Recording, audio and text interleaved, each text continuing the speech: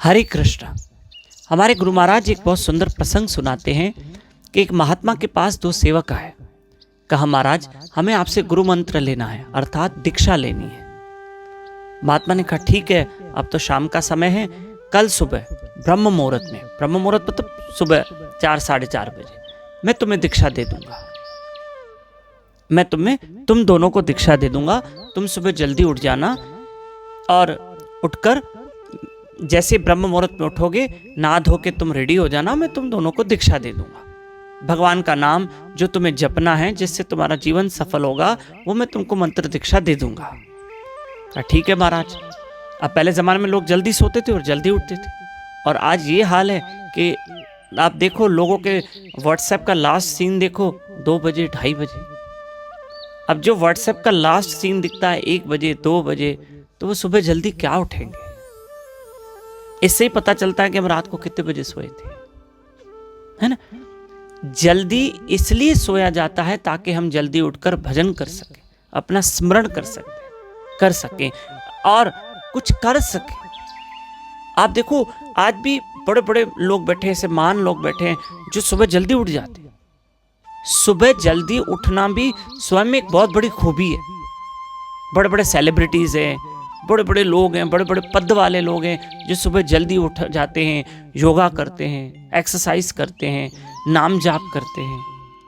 आप हमारे साथ भी उठिए, रोज सुबह 4:30 से 5:30 बजे अर्ली मॉर्निंग ब्रह्म मुहूर्त में उठकर हमारे साथ जप कीजिए, हरि कथा सुनिए, हमारे साथ लाइव रहिए। यूट्यूब चैनल दामोदर दास पे लाइव रहिए, कोशिश कीजिए पूरी।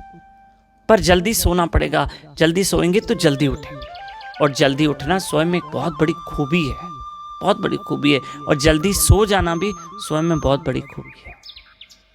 तो दोनों सेवक सो गए थे, ठीक है। अब गुरु महाराज ने एक उनकी परीक्षा ली। परीक्षा क्यों ली? कि देखो तो सही, ये दोनों मुझसे मंत्र दीक्षा लेने आए हैं, ये परिपक्व है कि नहीं। भाई देखो, दीक्षा ऐसे नहीं मिलते हैं, नामदान मंत्र दीक्षा ऐसे नहीं मिलता है। पहले गुरु महाराज देखते हैं कि शिष्य कितना परिपक्व है कि मैं उसको मंत्र दीक्षा दूं। ऐसे नहीं कि मैं मंत्र दीक्षा दे दूं, राम नाम दे दूं और बाद में वो जपे ही नहीं, है ना। तो पहले देखो, इन दोनों को चेक करता हूं। अब दोनों सेवक सोए थे, आधी रात हुई। गुरु महाराज ने एक सेवक को जगाया, बेटा उठो, ब्रह्म मुहूर्त हो गया है, ब्रह्म मुहूर्त शुरू हो गया। ब्रह्म मुहूर्त मतलब सुबह के 4 साढ़े 4 5 बजे जो ब्रह्म मुहूर्त समय चलता है। उठो, ब्रह्म मुहूर्त समय हो गया है। तो उस शिष्य ने आंख खोली, हालांकि हुई तो मध्य रात्रि थी, ब्रह्म मुहूर्त तो था नहीं। आंख खोली तो अब पहले क्या होता था, हम कैसे आंगन में सो जाते थे, तो उसे चांद को देखा ऐसे धुंधली आंख से। कहा, गुरुदेव चांद तो अभी मध्य में है और अभी तो मध्य रात्रि है, अब तो ब्रह्म मुहूर्त हुआ ही नहीं है। आप तो हमें ब्रह्म मुहूर्त में दीक्षा देने वाले थे सुबह सुबह, तो अभी तो चांद ब्रह्म मुहूर्त हुआ कहाँ है? अब सच में वो ब्रह्म मुहूर्त हुआ नहीं था, मध्य रात्रि थी। जानबूझ के गुरु महाराज ने उनको जल्दी उठाया, परीक्षा लेना चाहा। बोला, अभी तो गुरुदेव ब्रह्म मुहूर्त हुआ नहीं है, तो थोड़ी देर सो जाओ। तो गुरु महाराज ने कहा, अच्छा ब्रह्म मुहूर्त नहीं हुआ, सो जाओ बेटा, सो जाओ, सो जाओ, सो जाओ। ऐसे में गुरु महाराज ने दूसरे सेवक को उठाया, बेटा उठो, ब्रह्म मुहूर्त हो गया है, अर्थात सुबह के 4 साढ़े 4 बज गए, तुम्हें मंत्र दीक्षा लेनी है। उसने उठा, जी गुरुदेव क्षमा, ब्रह्म मुहूर्त हो गया है, मैं अभी नहा धो के आपके पास आता हूँ। और वो नहा धो के रेडी होके आके बैठ गया महात्मा के आगे। कहा, महाराज मुझे मंत्र दीक्षा दीजिए। तो गुरु ने कहा, आकाश में देखो चांद को। देखा तो अभी भी मध्य रात्रि थी। बोला, तुम्हें लग रहा है कि ब्रह्म मुहूर्त हुआ है?